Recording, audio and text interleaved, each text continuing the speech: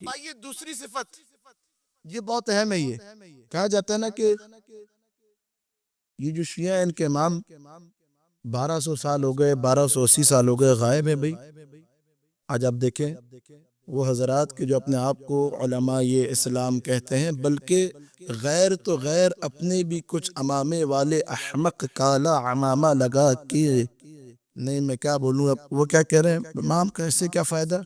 شیعہ جو ہے وہ ایسی امامت کا قائل ہے، ایسے امام کا قائل ہے جو صرف غیب کے پردے میں ہے، جس کا کوئی فائدہ نہیں۔ احمق بدبخت انسان، تم نے امامت کو سمجھا ہی نہیں ہے۔ توجہ ہے میرے ساتھ؟ تم نے امامت کو سمجھا ہی نہیں ہے۔ امام اپنی امامت کے لیے کسی تاج و تخت و رتبے کا محتاج نہیں ہے۔ امامت وہ رتبہ ہے جو اللہ امام کو عطا کرتا ہے میرے ساتھ؟ توجہ کیجئے گا۔ اب قرآن کریم سے یہ شیخ صدوق نے کہا تھا بیان کرو نوجوانوں کو گزشتہ انبیاء کی، کہ مہدی میں وہی صفت ہے جو موسیٰ کے اندر ہوگی۔ قرآن کریم میں حضرت موسیٰ کی 2 غیبتیں ہیں، ویسے ہی ہمارے مہدی کی بھی 2 غیبتیں ہیں۔ ایک کو غیبت صغریٰ کہا جاتا ہے، دوسری کو غیبت کبریٰ کہا جاتا ہے۔ درود پڑھیے محمد اور آل محمد پر، اللہم صل علی محمد۔ ایک کو غیبت صغریٰ، دوسری غیبت کو غیبت کبریٰ۔ آئیے اب میں موسیٰ کی قرآن میں جو غیبت صغریٰ ہے وہ پیش کرنے لگا ہوں۔ موسیٰ دربار میں بڑے ہوئے، فرعون پریشان، موسیٰ کا اٹھنا بیٹھنا ہر کام اس کو کار الہی لگتا تھا۔ توجہ توجہ، ہر کار الہی لگتا تھا۔ موسیٰ بڑے ہوئے، بڑے ہو کے فرعون کی حکومت کے خلاف بغاوت کا اعلان کیا۔ شہر سے، میں ساری باتیں چھوڑ دی، شہر سے باہر آئے۔ اب یہ پہلی غیبت ہے۔ شہر سے باہر آ کے کیا دیکھا کہ باہر ایک شہر کے باہر کنواں ہے جس پہ 2 دوشیزہ موجود ہیں۔ یہ حضرت شعیب کی بیٹیاں تھی۔ حضرت موسیٰ آئے اور آ کے ان کی ڈول نکالنے میں مدد کی، اور وہیں پہ فرعون کے سپاہیوں میں سے ایک کے سینے پہ موسیٰ نے مکہ مارا، وہ وہی مر گیا۔ اب قرآن کہہ رہا ہے موسیٰ خوف کے عالم میں فخرج خائفا منہا، خوف کے عالم میں مصر کو نے لکھا کہ یہ موسیٰ کی پہلی غیبت ہے جسے غیبت صغریٰ کہا جاتا ہے۔ کتنے سال ہے غیبت؟ 28 سال حجت خدا موسیٰ کلیم اللہ پردہ غائب میں رہی۔ توجہ توجہ، 28 سال گئے۔ 28 سال کے بعد حکم پروردگار ہوا کہ موسیٰ اب واپس جانا ہے، فرعون کا خاتمہ کرنا ہے۔ موسیٰ واپس آنے لگے۔ تو جب واپس آنے لگے، توجہ توجہ، سورہ اعراف، سورہ قصص، سورہ انبیاء، سورہ اعراف اب میں آپ کے سامنے پیش کر رہا ہوں۔ واپس آنے لگے تو آواز قدرت آئی ہے، موسیٰ ذرا پہاڑ طور سینا کی طرف تو آنا۔ موسیٰ جیسی پہاڑ کی طرف آئے تو آواز پروردگار آئی، وَأَوْحَيْنَا إِلَى مُوسَىٰ، ہم نے موسیٰ کو وحی کی، ان الق عصاک، اے موسیٰ سید، بس میں آگے موضوع پہ آگے، اپنے آپ نے جاگ کے نعرہ حیدری لگانا ہے۔ اے موسیٰ، بیدار ہیں آپ حضرات؟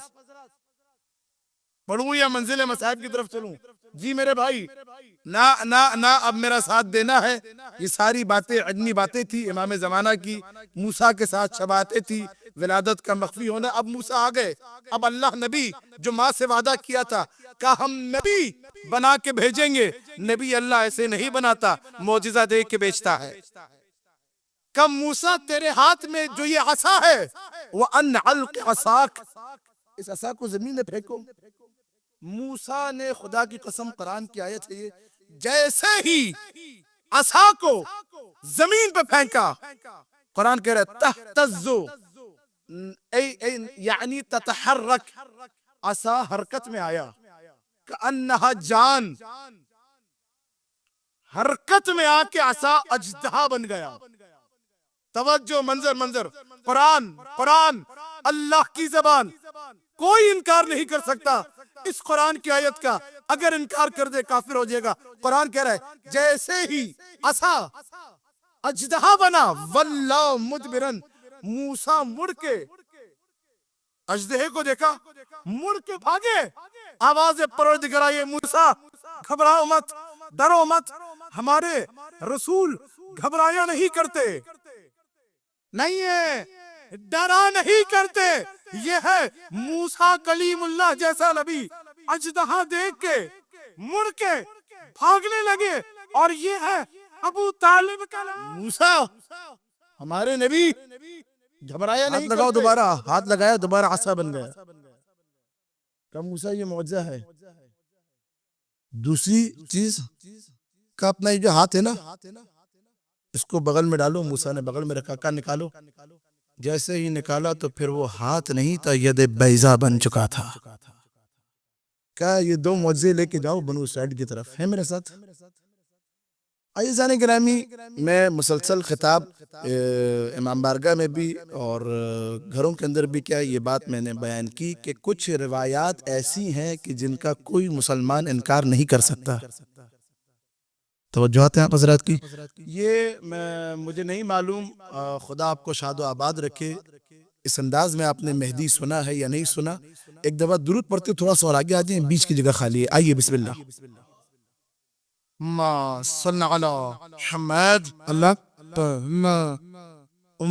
صلی علی محمد.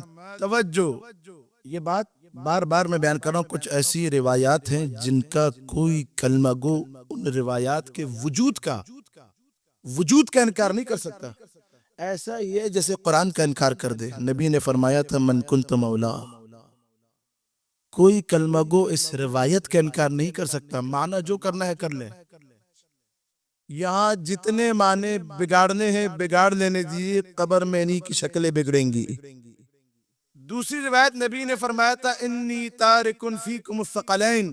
میں تمہارے درمیان محمد مصطفیٰ ایک نہیں کئی مقامات پہ، خود خطبہ غدیر کے اندر یہ روایت موجود ہے. مسجد نبوی میں ہر مقام پہ نبی اٹھتے بیٹھتے فرماتے تھے میں تمہارے درمیان دو گرا بہا چیزیں چھوڑ کر جا رہا ہوں، اللہ کی کتاب اور میری عطرت. جیسی اللہ کی کتاب ہے ویسی ہی میری عطرت ہے. نہیں کی توجہ آپ نے؟ جو مقام کتاب اللہ کا ہے وہی مقام میری عطرت کا ہے.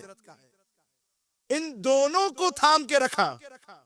توجہ، ان دونوں کو ما ان تمسکتم بہما، ان دونوں کو تھام کے رکھا. دونوں کو ایک ساتھ تھام کے رکھا تو ہرگز ہرگز ہرگز گمراہ نہیں ہوگے. دونوں کو صرف قرآن کے رٹے لگانے سے کچھ نہیں ملے گا. دونوں کو عطرت قرآن کے ساتھ ساتھ ہو. بغیر عطرت قرآن پھر قرآن نہیں رہتا، لعنت بن جایا کرتا ہے. اللہ اکبر. ہے میرے ساتھ؟ کوئی فائدہ نہیں ایسے قرآن کی. یاد رکھیے بات، یہ روایت کوئی مسلمان انکار نہیں کر سکتا. ایک اور روایت سن لیجئے. میں نے کچھ چہرے نئے نظر آ رہے ہیں. نبی نے فرمایا تھا مات ولم یعرف امام زمانی مات میتتن جاہلیتن. جو کوئی زمانے کے امام کی معرفت کے بغیر مر جائے. جاہلیت یعنی کیا جی؟ کیا مطلب ہے جاہلیت کا؟ جاہلیت کا مطلب ہے جہالت نہیں، کفر اور شرک کی موت. یعنی زمانے کے امام کا انکار انسان کو کافر بنا دیتا ہے. اور کیا فرمایا تھا؟ لم یعرف. نبی نے یہ نہیں کہا لم یجعل، کہ میں تمہاری حیثیت بھی جانتا ہوں، اوقات بھی جانتا ہوں. بنانا تمہارا کام نہیں ہے، بنے بنائے امام کو پہچاننا تمہارا کام.